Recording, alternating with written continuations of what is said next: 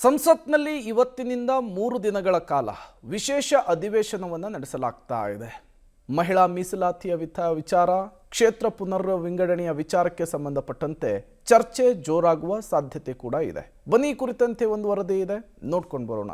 ಮಹಿಳಾ ಸಬಲೀಕರಣದ ಹೊಸ ಅಧ್ಯಾಯ. ಮಹಿಳೆಯರಿಗೆ 33% ಮೀಸಲಾತಿ. ಇಂದಿನಿಂದ 3 ದಿನ ವಿಶೇಷ ಅಧಿವೇಶನ. ಕ್ಷೇತ್ರ ವಿಂಗಡಣೆ ಮೀಸಲಾತಿಗೆ ವಿಪಕ್ಷಗಳ ವಿರೋಧ.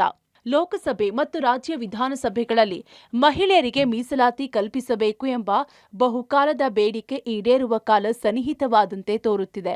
ಈ ನಿಟ್ಟಿನಲ್ಲಿ ಪ್ರಧಾನಿ ನರೇಂದ್ರ ಮೋದಿ ನೇತೃತ್ವದ ಕೇಂದ್ರ ಸರ್ಕಾರ ಮಹತ್ವದ ಹೆಜ್ಜೆಯನ್ನಿಟ್ಟಿದೆ. ರಾಜಕೀಯವಾಗಿ ಮಹಿಳಾ ಸಬಲೀಕರಣಕ್ಕಾಗಿ ಕೇಂದ್ರ ಸರ್ಕಾರ ಮಹಿಳೆಯರಿಗೆ 33% ಮೀಸಲಾತಿ ಕಲ್ಪಿಸುವ ನಾರಿ ಶಕ್ತಿ ವಂದನ್ ಅಧಿನಿಯಂ ಬಿಲ್ ಜಾರಿಗಾಗಿ ಇಂದಿನಿಂದ 3 ದಿನ ವಿಶೇಷ ಅಧಿವೇಶನ ಕರೆದಿದೆ. 18 ಗಂಟೆ ಲೋಕಸಭೆಯಲ್ಲೂ 10 ಗಂಟೆ ರಾಜ್ಯಸಭೆಯಲ್ಲೂ ಸುದೀರ್ಘ ಚರ್ಚೆಯಾಗಲಿದೆ.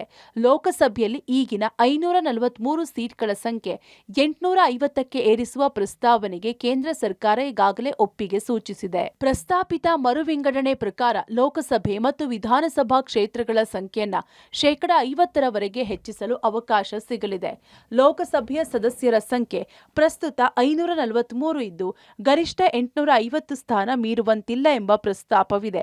ಈ ಏರಿಕೆಯಲ್ಲಿ ರಾಜ್ಯಗಳ ಪಾಲು 815 ಸ್ಥಾನಗಳಾದರೆ ಉಳಿದ 35 ಸ್ಥಾನಗಳು ಕೇಂದ್ರಾಡಳಿತ ಪ್ರದೇಶಗಳಿಗೆ ದೊರೆಯಲಿವೆ ಎಂಬ ಲೆಕ್ಕಾಚಾರ ಹಾಕಲಾಗಿದೆ. ರಾಜ್ಯ ವಿಧಾನಸಭೆಗಳಿಗೂ 50% ಸ್ಥಾನಗಳ ಹೆಚ್ಚಳಕ್ಕೆ ಪ್ರಸ್ತಾವ ಹೊಂದಿದ್ರು. ಪ್ರತಿ ವಿಧಾನಸಭೆಗೆ 500 ಸ್ಥಾನಗಳ ಗರಿಷ್ಠ ಮಿತಿಯಲ್ಲಿ ಯಾವುದೇ ಬದಲಾವಣೆಯನ್ನ ಮಾಡಲಾಗಿಲ್ಲ. ಉತ್ತರ ಪ್ರದೇಶ ವಿಧಾನಸಭೆ ಮಾತ್ರ 403ರಷ್ಟು ದೊಡ್ಡ ಸಂಖ್ಯೆಯ ಸ್ಥಾನಗಳನ್ನು ಹೊಂದಿದ್ದು ಅಲ್ಲಿ ಮಾತ್ರ 50% ಸ್ಥಾನಗಳ ಹೆಚ್ಚಳಕ್ಕೆ ಅವಕಾಶ ಇಲ್ಲ. ಮಸೂದೆ ಪ್ರಕಾರ ಕ್ಷೇತ್ರ ಪುನರ್ ವಿಂಗಡಣೆಗೂ ಮುನ್ನ ಬಂದ ಜಾತಿ ಗಣತಿ ವರದಿಯ ಆಧಾರದ ಮೇಲೆ ಪ್ರಕ್ರಿಯೆ ನಡೆಯಲಿದ್ದು ಮಹಿಳೆಯರಿಗೆ 1/3 ಪ್ರಾತಿನಿಧ್ಯ ಒದಗಿಸಲು ಅನುವು ಮಾಡಿಕೊಡಲಿದೆ. ಹೀಗಾದಲ್ಲಿ 33% ಮೀಸಲಾತಿ ಪ್ರಕಾರ ಮಹಿಳೆಯರಿಗೆ 200ಕ್ಕೂ ಹೆಚ್ಚು ಸೀಟ್ ಮೀಸಲಿಡಬೇಕಾಗಿದೆ. ಆದರೆ ಈ ಬಿಲ್ ಜಾರಿಯ ಸಮಯ, ವಿಧಾನಗಳ ಬಗ್ಗೆ ವಿಪಕ್ಷಗಳು ಆಕ್ಷೇಪಿಸಿವೆ. ಹಾಗಾದ್ರೆ ಏನಿದು ಮಹಿಳಾ ಮೀಸಲಾತಿ ಬಿಲ್? ವಿಪಕ್ಷಗಳ ವಿರೋಧ ಯಾಕೆ ಅಂತ ನೋಡೋದಾದ್ರೆ, ನಾರಿ ಶಕ್ತಿ ವಂದನ್ ಅಧಿನಿಯಂ. ವಿಪಕ್ಷಗಳ ಆಕ್ಷೇಪವೇನು? ಮಹಿಳಾ ಮೀಸಲಾತಿ ಹೆಸರಲ್ಲಿ ಕ್ಷೇತ್ರ ಪುನರ್ ವಿಂಗಡಣೆ ಜಾರಿ. ಮಹಿಳಾ ಮೀಸಲಾತಿ ಬಳಸಿಕೊಂಡು ಜನಸಂಖ್ಯೆ ಆಧಾರಿತ ಕ್ಷೇತ್ರ ವಿಂಗಡಣೆಗೆ ಯತ್ನ.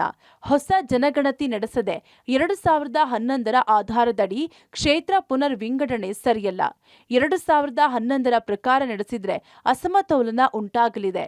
ಜನಸಂಖ್ಯೆ ನಿಯಂತ್ರಣ ಮಾಡಿದ ದಕ್ಷಿಣ ರಾಜ್ಯಗಳಿಗೆ ಅನ್ಯಾಯ. ಉತ್ತರ ರಾಜ್ಯಗಳು ಹೆಚ್ಚು ಸೀಟುಗಳನ್ನು ಪಡೆಯಲಿವೆ.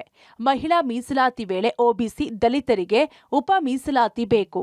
ರಾಜ್ಯಗಳ ಚುನಾವಣೆ ಮಧ್ಯೆ ರಾಜಕೀಯ ಲಾಭಕ್ಕಾಗಿ ಯತ್ನ. ಇನ್ನು ಕೇಂದ್ರ ಸರ್ಕಾರದ ವಾದ ಏನು ಅಂತ ನೋಡೋದಾದ್ರೆ, ನಾರಿ ಶಕ್ತಿ ವಂದನ್ ಅಧಿನಿಯಂ. ಕೇಂದ್ರ ಸರ್ಕಾರದ ವಾದವೇನು? 2029 ಲೋಕಸಭಾ ಚುನಾವಣೆಗೂ ಮುಂಚೆಯೇ ಮಹಿಳಾ ಮೀಸಲಾತಿ ಜಾರಿ. ತ್ವರಿತಗತಿಯಲ್ಲಿ ಅನುಷ್ಠಾನಗೊಳಿಸಲು ಸಂವಿಧಾನ ತಿದ್ದುಪಡಿ. ಇದಕ್ಕಾಗಿ 2/3 ಬಹುಮತ ಬೇಕಿರೋದ್ರಿಂದ ವಿಪಕ್ಷಗಳು ಸಹಕರಿಸಬೇಕು. ತಿದ್ದುಪಡಿ ಮಾಡದಿದ್ರೆ 2027ರ ಜನಗಣತಿ ಬಳಿಕ ಡಿಲಿಮಿಟೇಷನ್ ನಂತರವೇ ಜಾರಿಯಾಗಲಿದೆ. ಲೋಕಸಭೆ ಸೀಟು 543ರಿಂದ 850ಕ್ಕೆ ಹೆಚ್ಚಳ. 50% ಹೆಚ್ಚಳದ ನಿರ್ಬಂಧದ ಮಧ್ಯೆ ಒಂದೇ ರಾಜ್ಯದಲ್ಲಿ 500ಕ್ಕೂ ಹೆಚ್ಚು ವಿಧಾನಸಭಾ ಕ್ಷೇತ್ರವಾಗದಂತೆ ಎಚ್ಚರಿಕೆ. ಲೋಕಸಭಾ ಕ್ಷೇತ್ರಗಳ ಸಂಖ್ಯೆಯನ್ನು ಹೆಚ್ಚಿಸುವ ಪ್ರಸ್ತಾವವು ದಕ್ಷಿಣ ರಾಜ್ಯಗಳು, ಲೋಕಸಭಾ ಕ್ಷೇತ್ರಗಳ ಸಂಖ್ಯೆ ಕಡಿಮೆ ಇರುವ ಪಂಜಾಬ್, ಹಿಮಾಚಲ ಪ್ರದೇಶ ಮತ್ತು ಹರಿಯಾಣದಂತಹ ರಾಜ್ಯಗಳು ಹಾಗೂ ಈಶಾನ್ಯ ರಾಜ್ಯಗಳಿಗೆ ಹಾನಿಕಾರಕವಾಗಿದೆ ಎಂದು ವಿಪಕ್ಷಗಳು ಆರೋಪಿಸಿವೆ.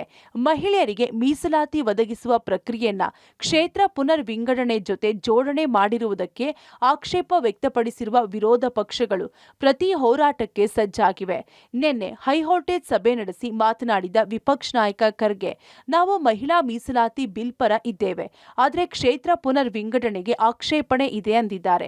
ಕ್ಷೇತ್ರ ಪುನರ್ ವಿಂಗಡಣೆ ಖಂಡಿಸಿ ಇಂದು ತಮಿಳುನಾಡು ಸಿಎಂ ಸ್ಟಾಲಿನ್ ಬೃಹತ್ ಪ್ರತಿಭಟನೆ ನಡೆಸಲಿದ್ದಾರೆ. ಇದರ ಬೆನ್ನಲ್ಲೇ ರಾಜ್ಯಗಳಿಗೆ ಸಮತೋಲಿತ ಸೀಟು ಹಂಚಿಕೆಯ ಭರವಸೆಯನ್ನ ಕೇಂದ್ರ ನೀಡಿದೆ. ಸೀಟ್ ಎಷ್ಟು ಹೆಚ್ಚಳ ಆಗಲಿದೆ ಅನ್ನೋದರ ಬಗ್ಗೆ ಸಮಿತಿ ರಚನೆಯಾಗುವ ಸಾಧ್ಯತೆ ಇದೆ.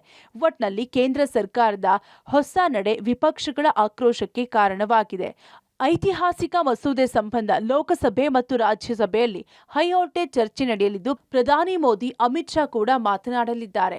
ಶಬ್ಬೀರ್ ನಿಡಗುಂದಿ, ಪಬ್ಲಿಕ್ ಟಿವಿ, ನವದೆಹಲಿ.